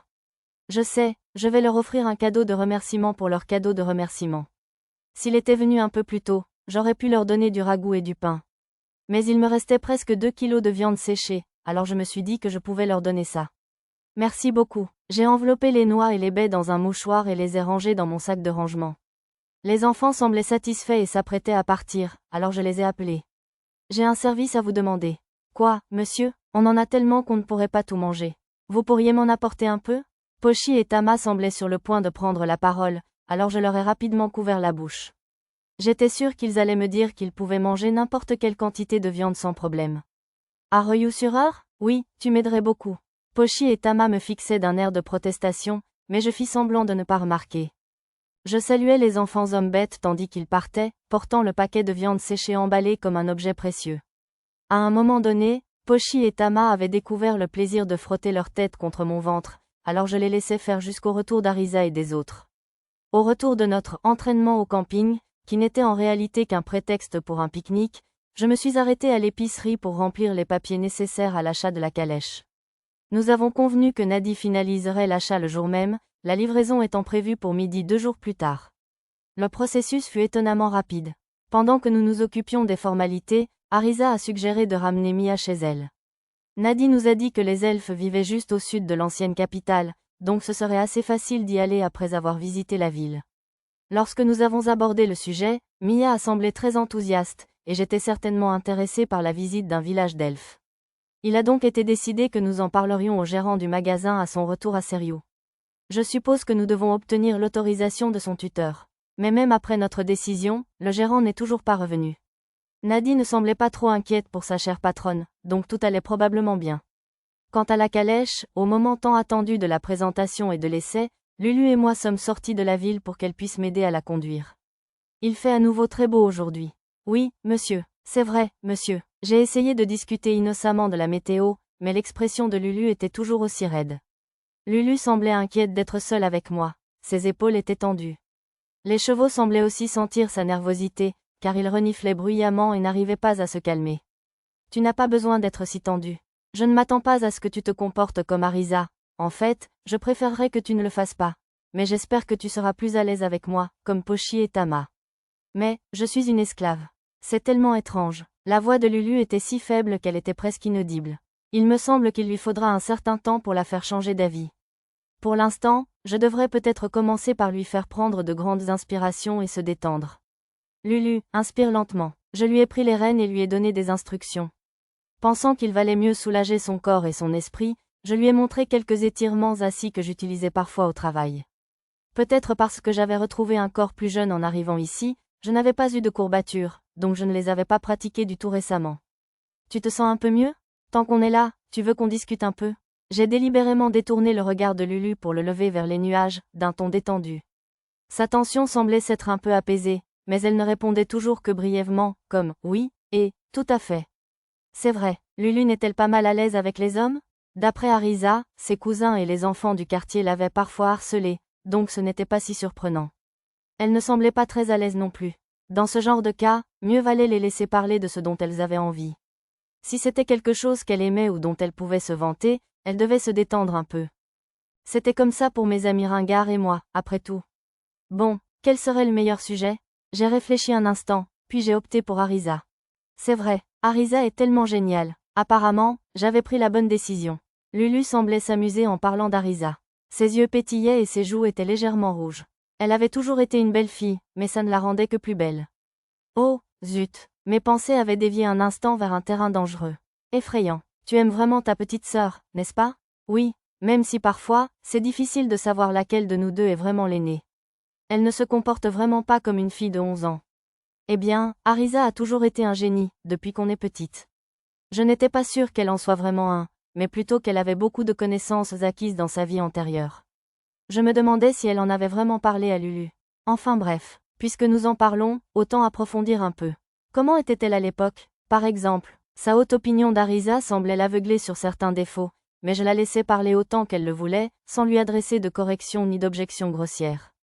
Finalement, Lulu se mit à tousser et à se pincer la gorge à cause de ce surmenage inhabituel, alors je lui tendis un peu d'eau. Nous continuâmes ainsi jusqu'à presque midi, Lulu se vantant joyeusement d'Arisa à satiété. Entendant l'écho lointain du tonnerre, je levai les yeux et vis des nuages noirs s'étendre au-dessus des montagnes. Je pense qu'il nous reste encore quelques heures, mais il valait mieux nous occuper de notre objectif principal avant d'être détrempés. On commence l'entraînement de conduite? Oui, désolé, je n'arrête pas de parler d'Arisa. Après avoir rassuré Lulu en lui disant qu'elle n'avait aucune raison d'être gênée d'avoir tant parlé, nous commençâmes la leçon. Bien sûr, dès que j'ai commencé à conduire la calèche comme Lulu me l'avait montré. Plus grand que compétence acquise, conduite, plus grand que titre acquis, coché. J'ai immédiatement acquis la compétence nécessaire, donc à chaque partie de notre leçon, j'y ai ajouté des points. J'aurais pu la maximiser tout de suite, mais je voulais être prévenant, car Lulu m'enseignait, et prendre notre temps avec elle a facilité une communication plus détendue. Et au fil de notre conversation, j'ai pu acquérir des connaissances plus générales sur la conduite des calèches. La compétence « conduite » m'apprendrait toutes les subtilités nécessaires, mais pas pourquoi je devais procéder ainsi. Je me suis donc appuyé sur Lulu pour ces informations complémentaires. Il s'est avéré, cependant, que Lulu n'avait conduit une calèche qu'en ville auparavant, alors j'ai pensé qu'il serait préférable de demander à un cocher expérimenté de m'apprendre certaines choses aussi, avant notre départ. À chaque grondement de tonnerre au loin, l'espace entre Lulu et moi se rétrécissait un peu. Je suppose qu'elle devait avoir peur du tonnerre. De plus, elle a poussé un petit cri et s'est accrochée à mon bras lorsqu'un éclair a éclaté au-dessus des montagnes. Si Arisa avait été là, j'ai eu l'impression qu'elle aurait voulu regarder de plus près en entendant le tonnerre. Soudain, j'ai senti quelqu'un m'observer depuis la forêt voisine, alors je me suis retournée. Il n'y avait personne, rien d'étrange à mon avis. Peut-être était-ce un oiseau ou un petit animal, non, c'était une chouette. Un nouvel éclair a fusé, et j'ai aperçu la silhouette inquiétante de la chouette se découpant sur les nuages sombres. J'ai eu l'impression que nos regards s'étaient croisés un instant, mais la chouette a ensuite semblé se désintéresser de nous et s'est posée sur le toit d'un autre wagon en direction de Serious City. Maître, mon silence soudain a semblé inquiéter Lulu. Si je la mettais mal à l'aise maintenant, après notre rapprochement, je n'aurais eu aucun intérêt à l'écouter chanter les louanges d'Arisa pendant si longtemps. Je suis désolé, j'ai cru voir un énorme oiseau dans la forêt, alors j'ai été un peu distrait. C'était un faucon? Non, il était un peu plus rond que ça, alors je pense que c'était un hibou. Prenant une excuse appropriée, je parvins à me reprendre, détendant doucement l'atmosphère. En entrant dans la ville et en revenant devant l'épicerie, Tama, l'œil perçant, nous remarqua aussitôt et nous fit signe de la main depuis la fenêtre du 2e étage. Je m'approchai pour lui rendre son salut, mais son visage avait déjà disparu de la fenêtre, me laissant la main en l'air sans raison valable. Lulu ricana légèrement, alors je dissimulai mon embarras en lui demandant de diriger la calèche vers l'auberge du front de la porte. Enfin, j'étais content qu'elle se soit enfin un peu confiée à moi. Bon retour, monsieur, maître. Pochi et Tama accoururent avec empressement, alors je les pris dans mes bras. Mia était derrière elle, accompagnée d'Arisa et de Lisa. Satou, salut Mia, tu peux marcher un peu maintenant? Potion magique. Elle a l'air bien rétablie grâce à la potion magique que le gérant a rapportée. C'était la première fois que j'en voyais une. C'était incroyable. Arisa compléta la brève déclaration de Mia. En consultant le plan, je vis que le gérant était bien au 2e étage de l'épicerie. Nous avions dû nous manquer de peu, car il était rentré à Serious City juste après notre départ. Je suis contente que tu ailles mieux. Merci. Mia semblait vouloir dire quelque chose, et derrière elle, Arisa me regardait en pointant du doigt la tête de Mia. La coiffure de Mia était différente ce jour-là. D'habitude, elle la portait lâchement dans le dos, mais ce jour-là, elle l'avait relevée en 2 couettes. Apparemment, j'étais censée commenter. C'est une très jolie coiffure. Elle te va bien. Mia répondit à mon compliment d'une voix basse et timide. Arisa a suggéré qu'on mange quelque chose de bon pour fêter le rétablissement de Mia. J'ai donc demandé si Mia avait des suggestions. Des pâtisseries au miel. Je ne m'attendais pas à une réponse aussi rapide, alors j'ai mis une seconde à réagir. Prenant peut-être ma réaction tardive pour un refus, Arisa a rapidement enchaîné. Elle s'y est intéressée après que Pochi et Tama en ont parlé. Lisa en a mangé aussi, monsieur. C'était délicieux et délicieux. Se souvenant de l'expérience, Pochi et Tama ont pressé leurs mains sur leurs joues. J'ai pensé que ce serait bien si Mia et tout le monde pouvaient en manger aussi, a ajouté Arisa d'une voix douce. Je vois. Alors Arisa veut en manger aussi, et elle se sert de Mia comme excuse. Elle n'était pas très chère, alors j'ai donné quelques pièces d'argent à Lulu et Lisa et je leur ai demandé d'acheter suffisamment de pâtisseries pour que tout le monde en mange plusieurs. J'aurais pu demander à Arisa, mais j'avais le sentiment que Mia, en convalescence, aurait voulu y aller aussi, alors je les ai laissés faire. Soudain, Tama leva les yeux vers le toit du Gatefrontin. Qu'est-ce qu'il y a, Tama? Cet oiseau est bizarre. Tama inclinait la tête d'un air incertain vers un hibou perché tout en haut du toit. Est-ce le même que j'ai vu quand Lulu et moi nous entraînions avec la calèche plus tôt? Voyant que nous l'avions remarqué, le hibou s'est envolé. Bonjour, Nadi, le directeur est là? Oh, bon retour, monsieur Satou. Le patron est avec Miles en ce moment. Qui est Miles déjà? Ah oui, l'homme rat au casque rouge. J'ai remercié Nadi et je suis montée au 2e étage. Les enfants sont restés en bas sur le canapé et ont commencé à étaler les fiches de vocabulaire sur la table. Ils ont l'air d'aimer ce jeu. La pluie semblait imminente, il n'y avait donc aucun client dans le magasin, mais je les ai prévenus de ne pas déranger Nadi, au cas où. Frappant légèrement à la porte, je suis entrée. Si c'était la chambre d'une femme ou d'un garçon pubère, j'aurais attendu une réponse avant de frapper, mais comme c'était celle d'un vieux, je me suis dit que je pouvais attendre quelques secondes avant d'entrer. Dès mon entrée, le gérant m'a regardé et m'a adressé un bref signe de la main. Satou, Zatou, tu m'as sauvé la vie, mec. L'homme rat m'a remercié de sa voix rauque, à peine intelligible. À ma connaissance, ce n'était pas parce qu'il était blessé, mais plutôt parce que sa bouche, comme celle des jeunes gens chiens que j'avais rencontrés auparavant, n'était pas adaptée à la prononciation. Je lui ai demandé comment il avait pu protéger Mia et se faire attaquer par les traqueurs de l'ombre. Bien sûr, c'était surtout par simple curiosité, et je n'aurais été ni surpris ni dérangé s'il avait refusé de s'expliquer, mais ils m'ont donné une explication étonnamment détaillée. Un sorcier avait kidnappé Mia dans sa ville natale, au village des elfes, et l'avait emmenée dans un lieu appelé le berceau. Elle s'était échappée pendant son transport et avait croisé par hasard l'homme-rat, qui l'avait aidé à se rendre à Serious City pour demander l'aide du gérant du magasin. L'homme-rat au casque rouge m'a expliqué qu'il était dans les parages à ce moment-là car il cherchait à savoir si le berceau pouvait être la cause du dépérissement croissant de la végétation dans les montagnes proches de son village. D'après lui, si l'homme-rat avait traité Mia de « princesse », malgré leur absence évidente de race commune, c'était parce qu'il avait pris cette habitude dans sa jeunesse, lors d'un entraînement au village des elfes. La raison pour laquelle le sorcier avait kidnappé Mia était inconnue. J'avais le pressentiment que le gérant du magasin savait peut-être quelque chose, mais il ne semblait pas vouloir en parler, alors je l'ai ignoré. Puis, poursuivi par les fourmis géantes à crocs et les fourmis volantes géantes au service du sorcier, l'homme-rat avait utilisé ses contacts dans le monde souterrain pour s'infiltrer dans la ville. Ce sorcier avait donc envoyé les fourmis volantes géantes attaquer Serious City, lui aussi? J'ai aussi appris qu'il avait utilisé du sel gemme ramassé près de son village pour acheter un passage en ville. Ah oui, je dois demander au gérant s'il peut ramener Mia dans sa ville natale. Gérant, je me disais. Un grondement de tonnerre soudain par la fenêtre et les cris de Nadi et des filles en bas m'interrompirent. Nadi, le gérant du magasin, s'élança prestement hors de la pièce. Je me précipitai à sa suite. L'homme-rat me suivait également. Arrivés tous les trois en bas, nous avons vu Nadi et les jeunes filles serrées l'une contre l'autre. Qu'est-ce qui ne va pas? Patron. À moitié agenouillé, l'homme-rat surveillait l'entrée du magasin comme une sentinelle. Cependant, je n'ai vu aucun signe d'ennemi sur mon radar. Hormis Arisa qui grimaçait et criait « Tonton », tandis que Pochi et Tama s'accrochaient à elle de chaque côté, il ne semblait y avoir aucun problème. J'ai détaché les filles bêtes d'Arisa avant qu'elles ne puissent l'étouffer. Mais que diable, un éclair m'interrompit cette fois. Peu après, un filet de pluie se transforma en averse, recouvrant l'extérieur d'un rideau de pluie sombre en un clin d'œil. Assise sur le canapé, les filles à mes côtés, je compris pourquoi elles avaient crié quelques instants plus tôt. Elles venaient d'être surprises par la foudre. Le gérant utilisa la magie pour éclairer la pièce. La lumière illumina le visage de Nadi. Accrochée à son bras, elle semblait effrayée mais heureuse. Maudissant intérieurement tous les couples heureux, je me forçai à lui adresser un sourire contrit. Qu'Arisa et Mia s'accrochent à mes bras, ou même que Tama s'enfonce dans moi tandis qu'elle se blottissait sur mes genoux, ne me dérangeait pas, mais j'aurais aimé que Pochi s'accroche ailleurs qu'à mon visage. Et qu'elle arrête de me tirer les cheveux. Je soulevai doucement Pochi et l'assis sur mes genoux à côté de Tama. L'homme tonnerre est effrayant, monsieur. Flash flash, bang, il fait si noir, monsieur. Et les arbres craquent? Pochi et Tama paniquaient un peu, agitant les bras en larmes, démontrant la terreur absolue des orages.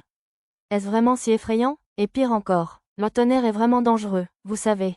Vraiment dangereux. Ahaz me l'a dit. Un coup de foudre peut même abattre des dragons, vous savez. Même des dragons, c'est vrai. Waouh, qui êtes-vous censé être? Comme si son refus habituel de parler était le fruit de mon imagination, Mia a soudainement déchargé comme une mitraillette. Je n'avais jamais entendu parler d'Ahaz auparavant. Peut-être était-ce sa mère? Alors, toi aussi, tu as peur du tonnerre, Arisa? Quoi, mec? Assez effrayée pour ne même pas pouvoir parler, hein? Le visage d'Arisa était devenu blanc comme un linge, et elle s'est vite blottie contre mon bras. J'avais peur qu'elle ne tente à nouveau quelque chose de bizarre, mais je la sentais se raidir de peur à chaque grondement du tonnerre, alors je suppose qu'il n'y avait pas lieu de s'inquiéter cette fois. Tama était accrochée à ma poitrine, la tête légèrement tournée pour observer la pluie dehors. Qu'est-ce qui ne va pas? Lui ai-je demandé, mais un coup de tonnerre particulièrement violent a couvert ma voix. Un éclair a illuminé une petite ombre juste à l'extérieur. J'ai aussi vu un point lumineux sur mon radar. Surgissant du rideau de pluie battante, une grande chouette a volé à l'intérieur et s'est posée sur le comptoir avec un bruit sourd. C'était la même chouette que tout à l'heure. S'abritait-elle de la pluie? Ses yeux ronds étaient fixés sur Mia. Un écran de réalité augmentée m'a donné plus d'informations sur la créature. On l'appelait une chouette fantôme, la même espèce que j'avais vue la nuit où j'avais rencontré l'homme-rat. C'était bien beau, mais son nom était le familier de Zen. Un vrai familier? Ça, c'est de la fantaisie. Mais, si c'était un familier, il y avait de fortes chances qu'il soit utilisé par un sorcier. Dans ce cas, la personne qui commandait ce hibou pourrait bien être le même sorcier qui avait kidnappé Mia. Et apparemment, ce sorcier s'appelait Zen. J'avais l'impression d'avoir déjà entendu ce nom quelque part. Ah oui, c'est vrai, le protagoniste de la pièce que j'avais vue avec Zena et les autres. Je pensais que cette histoire d'amour tragique était tirée d'une histoire vraie, mais ce ne devait être qu'une coïncidence.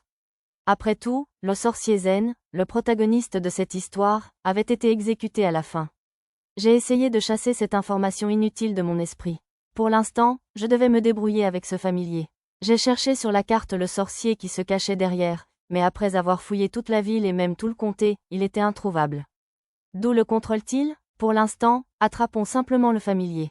Si on ne lui enlève pas les yeux et les oreilles, impossible de savoir s'il enverra à nouveau des monstres après Mia. Gardant la chouette à l'œil, je soulevai Pochi et Tama de mes genoux et les donnai respectivement à Arisa et Mia, puis me levai du canapé pour les protéger toutes les quatre derrière moi. La lumière magique projetait une longue ombre sur le mur de pluie derrière la chouette. Quelque chose jaillit de cette ombre noire, et tout autour de moi se figea, comme si le temps s'était arrêté. La peur. Oui, cette silhouette était l'incarnation même de la peur. Nous étions tous submergés par la peur pure, oubliant même de cligner des yeux. Il était impossible d'envisager de lutter contre une telle chose. J'avais envie de hurler et de m'enfuir, seule la nécessité de protéger les enfants et mon dernier orgueil m'en empêchait. Les filles sous ma protection étaient seules à me ramener à la raison.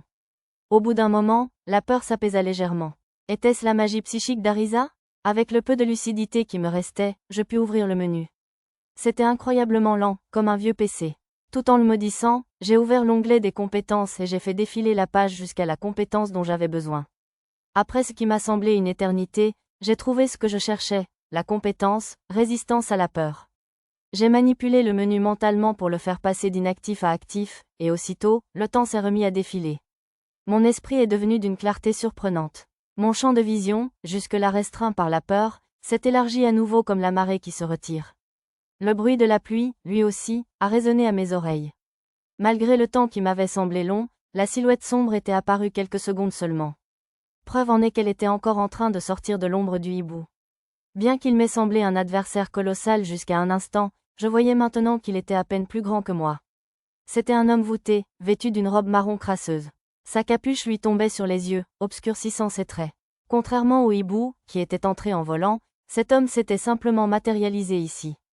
Comme pour confirmer son arrivée soudaine, un point lumineux blanc est soudain apparu sur mon radar. Il est devenu rouge presque aussitôt. Ce devait être de la magie, mais je ne savais pas de quelle sorte. Je portais mon regard vers l'écran de réalité augmentée à côté de sa tête. Il s'appelait Zen, son niveau était très élevé, 41. Compétence, inconnue, j'avais un mauvais pressentiment. Était-il une autre anomalie, comme les héros ou Arisa? Avant que j'aie pu lire jusqu'au bout, le sorcier Zen fit un pas en avant et nous fusilla du regard, son regard se fixant sur Mia. J'avais l'impression que son regard s'était attardé sur Arisa et moi un instant auparavant, mais était-ce mon imagination? Je suis venu pour toi, Mia. Sa voix était celle d'une créature morte vivante surgie des profondeurs de l'enfer. Derrière moi, je sentis Mia trembler en m'agrippant à ma manche. Ce devait être le sorcier qui l'avait kidnappée auparavant. Sous sa capuche, son visage était sombre malgré la magie qui éclairait la pièce. Je ne voyais que deux petites lueurs violettes qui brûlaient comme des braises. Comme Mia était trop effrayée pour parler, je répondis à sa place. Comment allez-vous, maître sorcier? Je suis Satou, marchand. Je n'ai rien à faire avec un simple marchand, cracha Zen avec arrogance. Cependant, je suis impressionné, descendant d'un héros. Parler aussi facilement tout en étant submergé par la peur est un exploit digne d'éloge. Qui appelez-vous, descendant d'un héros? S'il devinait cela à mon nom et à mes cheveux noirs, il devait vraiment l'être. J'avais prévu de vous laisser partir, mais si vous vous opposez à moi, je ne vous laisserai pas partir si facilement. Zen fit une démonstration pour donner du poids à ses paroles. Il posa la main sur le comptoir, et le bois sécha et pourrit en un clin d'œil. Je ne savais pas s'il s'agissait d'un sort ou d'un outil magique, mais de toute façon, il serait dangereux de laisser cet homme me toucher. J'avais la compétence, résistance à la décomposition, donc je pouvais probablement la supporter dans une certaine mesure, mais je n'avais aucune envie de la mettre à l'épreuve. En jeu, un adversaire sorcier exigeait généralement de se méfier des attaques magiques à large zone d'effet, mais comme son seul but semblait être d'enlever Mia, nous étions probablement à l'abri ici. Je préférerais m'abstenir de toute violence, mais Mia est une amie. Je crains de ne pouvoir la laisser se faire enlever contre son gré. Je me demande si tu continuerais à dire ça si je te faisais pourrir le bras droit comme j'ai fait pour ce bois. Zen traversa les restes pourris du comptoir et fit un pas de plus vers moi. N'y a-t-il aucun moyen de te convaincre de nous quitter? Question idiote. Si tu veux protéger Mia, montre-moi ton courage. Ma folie n'est pas si superficielle qu'elle puisse être arrêtée par de simples mots. Bon, je crois que je te prends au mot, alors. En veillant à ne pas creuser un trou dans le sol, je me suis enfoncé et lui ai asséné un coup de poing dans l'abdomen, en plein plexus solaire. J'essayais de reproduire les arts martiaux chinois vus dans une bande dessinée, et ma compétence, combat au corps à corps, m'a permis de concrétiser ce souhait. Je pouvais le tuer d'un seul coup si j'en faisais trop, alors j'ai aussi utilisé l'essence que me donnait ma compétence, enlèvement, pour me retenir juste assez. C'était léger. Plutôt que de l'assommer, j'avais prévu d'arrêter le coup juste après l'avoir touché, mais je ne m'attendais pas à une telle légèreté. Baissant les yeux, j'ai vu que mon poing avait traversé le corps désormais semi-transparent de Zen. Quoi, sous le choc, quelque chose m'a agrippé à la cheville et m'a soulevé dans les airs en un instant. Ma vision a été soudainement bouleversée. Grâce à ma compétence, mobilité spatiale, j'ai pu regarder autour de moi avec fluidité sans que mon oreille interne ne se plaigne. La force gigantesque qui m'avait saisi était en réalité plusieurs tentacules noirs jaillis de l'ombre de Zen. Alors, il pouvait contrôler les ombres? Je ne subissais aucun dégât, mais je ressentais une douleur lancinante à la cheville prisonnière. Je savais qu'Arisa et moi étions pareils, mais un adversaire capable d'utiliser la magie sans incantation était vraiment pénible. Plus grand que compétence acquise, magie des ombres, plus grand que compétence acquise. Résistance aux ombres, c'est quoi, résistance aux ombres? J'aurais voulu me plaindre, mais ce n'était pas vraiment le moment. Au lieu de cela, j'ai investi des points de compétence dans cette compétence, augmentant ma capacité à combattre cette forme de magie déraisonnable. Grâce à ma nouvelle compétence, résistance aux ombres, l'engourdissement dans ma jambe a disparu. Quelle surprise! Alors, vous êtes un artiste martial se faisant passer pour un marchand, n'est-ce pas? Je doute qu'il y ait beaucoup de gens de votre niveau dans le monde qui puissent se déplacer comme ça. Eh bien, j'ignorais totalement qu'il existait un sorcier capable de manipuler les ombres, alors je suppose que nous sommes quittes. Il me semblait absurde de continuer à parler respectueusement à un adversaire hostile, alors j'ai décidé d'être plus décontracté. Pourtant, je suppose qu'il m'a sous-estimé, car j'avais réglé mon niveau si bas dans l'onglet réseau. C'était un bon moyen de surprendre quelqu'un, mais j'aurais préféré ne pas avoir à le faire. Tu parles encore fort dans une telle position? Je suis impressionné. Une autre ombre se dressa à côté de Zen, formant un point. Un coup de poing serait assurément douloureux. Je glissai la main dans la poche de ma robe, prévoyant de sortir mon pistolet magique de la réserve. Enlève tes mains de mon maître, cria Arisa, désespérée. Au même instant, je sentis quelque chose tirer sur le côté droit de mon corps. D'après le journal, elle avait utilisé un sort de magie psychique appelé onde de choc. L'espace d'un instant, Zen recula en titubant. Sa jauge de PV et son endurance restèrent inchangées, mais le sort devait avoir un effet de recul. Sa capuche tomba, révélant son visage à la lumière. Ce n'était rien d'autre qu'un crâne. À la place de ses pupilles, 2 flammes violettes étaient encastrées au fond de ses orbites vides. Sans ma compétence, résistance à la peur, j'aurais probablement hurlé. J'ai examiné le reste de l'état de Zen, que je n'avais pas fini de lire plus tôt. Un spectre, murmura Nadi d'une voix rauque. Arisa avait lancé « suppression de la peur » avant son attaque, libérant tout le monde de l'affliction. Nadi avait deviné juste, mais cet adversaire n'était pas si simple. Je suis un peu vexé d'être mis au même niveau que des créatures mortes vivantes aussi ignobles. L'air irrité, Zen se tourna vers Nadi pour la fusiller du regard. Le poing ténébreux qui était prêt à m'attaquer s'est alors dirigé vers elle. J'ai pivoté mon corps en l'air, utilisant le pistolet magique que je venais de sortir du stockage pour intercepter le poing. La balle magique atteignit le poing de plein fouet et le vaporisa, mais la base de l'ombre d'où elle provenait continua de se déplacer vers Nadi sans perdre son élan. J'appuyais sur la détente pour tirer la balle suivante, mais le léger décalage m'en empêcha. Nadi, le gérant bondit devant Nadi, brandissant son long bâton et ouvrant la bouche pour commencer à incanter un sort. Mais la pointe de l'ombre transperça le bâton, l'atteignant en pleine poitrine. Ce spectacle me donna une idée. J'arrachai ma jambe ligotée des ombres qui la maintenaient et écrasai le socle de mon autre pied. Dès que je m'échappais, je me précipitais et frappais l'ombre qui se dirigeait vers Nadi et le gérant. Absurde, oui, c'est absurde. Je relevais mon poing du sol de pierre que j'avais écrasé avec l'ombre, puis me relevais. J'avais cru que je ne pourrais pas la toucher parce que c'était une ombre, mais j'avais mal compris. S'ils pouvaient interagir avec nous, alors nous pouvions aussi interagir avec eux. Un fouet d'ombre fabriqué avec la magie des ombres ne peut être arrêté que par la magie ou des objets magiques. Du moins, c'est ce que je croyais. J'étais content de ne pas avoir annoncé ça avec suffisance. Ça aurait été gênant. Plus importante encore, la jauge de PV du gérant du magasin était défoncée après ce coup à la poitrine. Détruire l'ombre n'avait pas dû effacer l'élan. Nadi, qui avait rattrapé le gérant lorsqu'il avait été projeté, était également inconscient. Je ne te balancerai pas ce brisis. L'homme rat prit une position de combat à côté de moi, tenant le bâton brisé du gérant. Derrière moi, j'entendis Arisa commencer à donner des ordres à Pochi et Tama. Pochi, Tama, je vais le distraire. Vous deux, prenez Mia et fuyez par derrière. Vous pouvez le faire, non? On se bat ensemble, madame. Frappez l'os, mec, vous ne ferez rien de tel. Vous ne pouvez pas le battre. Son niveau est bien trop élevé. À ce moment précis, Mia prit la parole d'une voix tremblante, rejetant la proposition d'Arisa. Non, courez. À quoi bon fuir et te laisser derrière? Je n'essaie pas seulement de t'aider à t'enfuir parce que tu es notre ami. Le souhait de notre maître est que tu t'échappes, c'est donc ma priorité absolue. Si Arisa n'était pas une enfant, j'avais l'impression que je pourrais tomber amoureuse d'elle. Mais, sans aucun doute, je vais te créer une ouverture, alors ne t'inquiète pas pour nous et cours. Prévoyait-elle d'utiliser une compétence unique? Ces phrases étaient pourtant assez clichés pour une si petite fille. Si elle parvenait à percer mes défenses, j'étais sûre qu'elle n'aurait aucun problème avec un simple adversaire de niveau 41. J'avais pourtant bien l'intention de m'en occuper avant d'en arriver là. Maître sorcier, pardonne mon ignorance, mais pourriez-vous nous révéler votre identité? Demandai-je en pointant l'arme sur Zen. Je connaissais déjà son identité, bien sûr. L'écran de la rame indiquait qu'il s'agissait du roi mort-vivant. Un mort-vivant du plus haut rang, égalé seulement par des légendes comme le roi Lich et Nosferatu. Parfois marchand, parfois artiste martial. Votre véritable identité est-elle celle d'un tireur?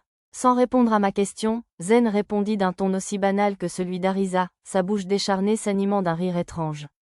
J'ai peut-être plusieurs identités. Si je devais choisir une seule, véritable, identité, je suggérerais, touriste d'un monde parallèle. C'est amusant. Très bien, Satu. Voyons si tu peux ajouter héros à cette liste d'identités. Maître, monsieur Ra, écartez-vous. Avant que Zen ait pu terminer sa phrase, la voix d'Arisa l'interrompit brusquement. Prends ça. Je m'écartais d'un bond juste au moment où Arisa criait. Zen reçut un coup direct d'une attaque invisible. Il recula en titubant, mais c'était tout. C'était pas loin. Dire que tu avais une compétence unique. Et ses cheveux. Tu dois être une réincarnation, toi aussi, hein? Je n'avais pas remarqué que tu portais une perruque. Et aussi, comme je le soupçonnais, Zen devait être une transmigration, tout comme Arisa. NNGH, il a résisté. Le corps d'Arisa heurta le canapé avec un bruit sourd. Cette attaque avait dû utiliser toute sa magie et son endurance. Les autres filles se rassemblèrent autour d'Arisa évanouie, criant son nom et vérifiant qu'elle allait bien. Ayant esquivé trop tard, l'homme rat commença à perdre ses fluides corporels par les yeux et la bouche, et il s'évanouit à son tour. Sa vie ne semblait pas en danger, mais il y aurait probablement des effets secondaires désagréables s'il était laissé seul. Profitant de l'occasion créée par Arisa, je pointais le pistolet magique sur l'épaule de Zen et appuyais sur la détente. J'aurais hésité à tirer sur quelqu'un d'autre, mais comme c'était une sorte de mort-vivant, je n'avais aucun problème à abattre une menace. La balle magique fonquait sur lui, mais une barrière magique apparut devant lui et la repoussa. On aurait dit un mur de verre noir transparent. Donc, le pistolet magique ne fonctionnera pas. Je ne pouvais pas utiliser tir de feu sur lui à l'intérieur. Si je l'utilisais sans précaution, il ne faisait aucun doute que toute la boutique brûlerait. Je pourrais probablement le vaincre facilement avec une des épées sacrées ou des lames divines que j'avais en réserve, mais cela le tuerait à coup sûr, et je n'étais pas sûr de vouloir le faire. Il ressemblait certes à une apparition, mais j'avais quand même l'impression que j'aurais du mal à dormir la nuit si je tuais un être doté d'une conscience humaine. Des démons comme Monsieur Œil et son ami, les ennemis naturels de l'humanité, c'était une chose, mais utiliser un pouvoir qui dépasse ses limites, c'est implorer la destruction.